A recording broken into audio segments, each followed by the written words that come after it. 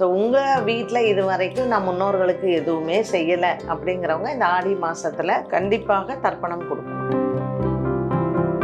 தவிர்க்கணும், இது கண்டிப்பாக செய்யக்கூடாது அப்படின்னு நம்ம சொன்னோம்னா, இளைஞர்களுக்கு நான் சொல்கிறது, புதுசாக கல்யாணம் ஆனவங்க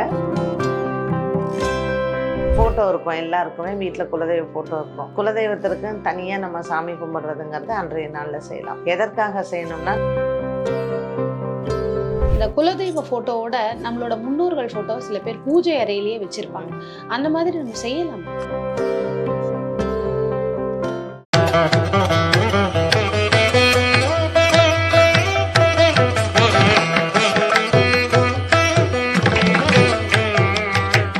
மேம் வணக்கம். வணக்கம். ஆடி அமாவாசையினுடைய சிறப்புகள் என்ன? ஏன்னா அமாவாசைனாலே ஒரு சிறப்பு தான். ஆனா இந்த ஆடி அமாவாசையோட சிறப்புகள் என்ன? நம்ம என்னெல்லாம் விஷயம் பண்ணணும், எதெல்லாம் தவிர்க்கணும்? ஆடி அமாவாசை ஏன் விசேஷம் அப்படின்னு கேட்டிங்கன்னா, சூரியனும் சந்திரனும், சந்திரன் வீட்டிலேயே இருக்கா. கடகம்ங்கிறது சந்திரனோட சொந்த வீடு. ஸோ பார்வதி தேவி கேட்டாலாம் பரமசிவன்கிட்ட, நீ எப்போ பாரு சுத்தின்ண்டே இருக்க, என் கூட இருக்கிறதே இல்லைன்னு. ஸோ பரமசிவன் சொன்னாராம், ஆடி மாசத்துல சந்திரன், அதாவது சந்திரன்கிறது பார்வதி தானே.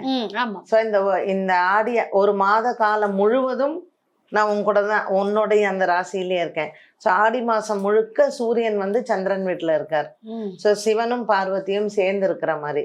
அண்ட் அன்றைய தினம், அந்த அமாவாசை தினத்தில் சந்திரன் நேர்கோட்டில் இருக்கார் சூரியனோட சேர்ந்து. அதனால் ஆடி அமாவாசை உங்களுக்கு இந்த தட்சிணாயன புண்ணிய காலம், சூரியன் வடக்கு நோக்கிய பாதையில் முதல் அமாவாசை. ஸோ அந்த அமாவாசையில் சந்திரனோட சொந்த வீட்டில் சூரியனும் சந்திரனும், பரமசிவனும் பார்வதியும் சேர்ந்து அந்த அமாவாசைக்கு சந்திரன் வீட்டில் இருக்கிறது விசேஷம். இது வந்து ரொம்ப ஒரு அழகான விஷயம், புதுமையான, நிறைய பேருக்கு தெரியாத விஷயம். சில பேருக்கு தெரிஞ்சிருக்கலாம், நிறைய பேருக்கு இதற்கான மகத்துவம் தெரியல. இன்னைக்கு நிறைய பேருக்கு தெரிஞ்சிருக்கும். எந்த மாதிரி விஷயங்கள் கண்டிப்பா செய்யணும், எதை நிச்சயமா தவிர்க்கணும்? ஆடி அமாவாசை நீ ஒரு வருஷம் ஃபுல்லா தர்ப்பணம் பண்ணாட்டா கூட பித்ருக்களுக்கு, அமாவாசைனாலே பித்ருக்களுக்கானதுதான். ஸோ அந்த பித்ருக்களுக்கு செய்ய வேண்டிய அந்த காரியங்கள், சில பேர் படையல் போடுறதுன்னு சொல்லுவாங்க. ஸோ உங்கள் வீட்டில் இது வரைக்கும் நான் முன்னோர்களுக்கு எதுவுமே செய்யலை அப்படிங்கிறவங்க இந்த ஆடி மாதத்தில் கண்டிப்பாக தர்ப்பணம் கொடுக்கணும். சரி, எதை வந்து தவிர்க்கணும், இதை நிச்சயமா நீங்க செஞ்சிடவே கூடாது அப்படின்னா என்ன மாதிரி விஷயம்? ஜென்ரலா வந்து அமாவாசையில சுப காரியங்கள் செய்ய மாட்டா. ஒரு கல்யாண பேச்சு எடுக்கிறதோ இல்லை வந்து வீடுக்காக ஸோ அமாவாசைனாலே பித்ரு காரியங்கள் தான்.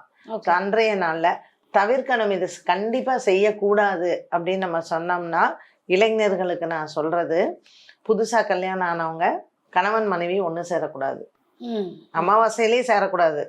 ஸோ கணவன் மனைவி ஒன்று சேரக்கூடாது. அன்றைய நாளில் இப்போ என்னைக்கு தர்ப்பணம் கொடுக்குற, நீ உங்கள் அப்பா இல்லை, நம்ம தர்ப்பணம் கொடுக்கறச்சு ஆண்கள் வந்து கண்டிப்பாக ஹேர் கட் பண்ணுறதோ இல்லை ஷேவ் பண்ணுறது, அது இதெல்லாம் பண்ணக்கூடாது. அமாவாசைங்கிறது ஒரு விரதம் மாதிரி. நீ முன்னோர்களை நம்ம கும்பிடுறோம். இப்போ எங்கள் அப்பா உயிரோட இருக்காரு, நான் தர்ப்பணம் பண்ணலை, ஆனால் நான் அன்னைக்கு தாம்பத்தியம் இருக்கலாமான்னு சில பசங்க, சில பேருக்கு அந்த டவுட் இருக்கும். நீ தர்ப்பணம் பண்ணாலும் சரி பண்ணாட்டாலும் சரி, அமாவாசை பௌர்ணமி தினத்துல கண்டிப்பா கணவன் மனைவி ஒண்ணு சேரக்கூடாது. ஓகே, பொதுவா இந்த தர்ப்பணம்ன்ற விஷயம் எல்லாருக்குமே தெரியும். ஒருவேளை இதை நம்ம பல வருடமா தவற விட்டுட்டோம், செய்யல அப்படின்னா அதற்கான விளைவுகள் எந்த மாதிரி இருக்கும் அவங்க வீட்டுல? ஒண்ணு, வம்ச விருத்தியே இருக்காது, குழந்தை பிறக்காது. அப்படி ஒரு வம்சவிருத்தி இருந்தா ஆட்டிசம் சைல்டு பிறக்கிறது, இல்ல பெண்களுக்கு கல்யாணமே ஆகாமல் இருக்கிறது, இல்லைன்னா கல்யாணம் ஆகியும் பொண்டாட்டி தனியா புருஷன் தனியா வாழறது. ஸோ இது எல்லாமே பித்ருக்களினால் ஏற்படக்கூடிய சாபங்கள். இப்ப செத்து போயிட்டா ஆத்மா வந்து உனக்கு சபிக்குமா அப்படின்னா இல்ல, எந்த ஆத்மாவும் நீ கெட்டு போயிடணும்லாம் சொல்லாது. ஆனால் ஒரு மனிதன் உயிரை விடும் பொழுது அவனுடைய எண்ணங்களினுடைய பிரதிபலிப்பு நிச்சயமாக ஒரு குடும்பத்தை பாதிக்கும். அதனால ஆடி அமாவாசையும் தை அமாவாசையும் இந்த 2 தர்ப்பணங்களும் நீர்நிலைகள்ல தான் செய்யணும். ஓகே, இந்த காசி ராமேஸ்வரம் அந்த மாதிரி கடல் பக்கத்துல போய் பண்ணலாம். எந்த இடம் வேணா இருக்கலாம். ஆனா அந்த கடல் நதி பக்கத்துல, உங்க வீட்லயே கிணறு இருக்குன்னு வச்சுக்கோங்களேன், கிணத்தடியில கொடுக்கலாம். இப்ப உங்க ஊர்ல வந்து ஒரு ஏரி இருக்கு, குளம் இருக்கு அப்படின்னு. இப்ப நீங்க இந்த ஆடி அமாவாசை எல்லாம் பாருங்க, எல்லா கோயில் குளத்துலயும் தான் கூட்டம் இருக்கும். ஆமா ஆமா, கோயில் குளத்துல. அதனால நீர்நிலைகள்ல தான் கொடுக்கணும். நீர்நிலைகள்ல தான் போய் நம்ம தர்ப்பணங்கிறத கொடுக்கணும். ஆமா. இந்த ஆடி அமாவாசையில இன்னொரு முக்கியமான விஷயம் என்னன்னா, இந்த குலதெய்வத்தை பத்தி நிறைய பேர் வந்து ஒரு சந்தேகம் இருக்கு.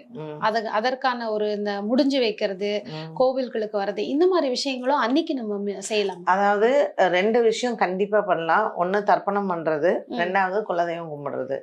ஸோ இப்போ எனக்கு குலதெய்வம் வெளியூர்ல இருக்கு, என்னால போக முடியல அப்படின்னு சொல்றவங்க அன்னைக்கு வீட்டுல தனியா ஒரு விளக்கேத்தி, குலதெய்வத்துக்குன்னு தனியா விளக்கேத்தி, தனியா ஒரு சக்கரை பொங்கலோ ஒரு நெய்வேத்தியமோ செஞ்சு, போட்டோ இருக்கும், எல்லாருக்குமே வீட்டுல குலதெய்வ போட்டோ இருக்கும். குலதெய்வத்திற்கு தனியா நம்ம சாமி கும்பிடுறதுங்கிறது அன்றைய நாள்ல செய்யலாம்.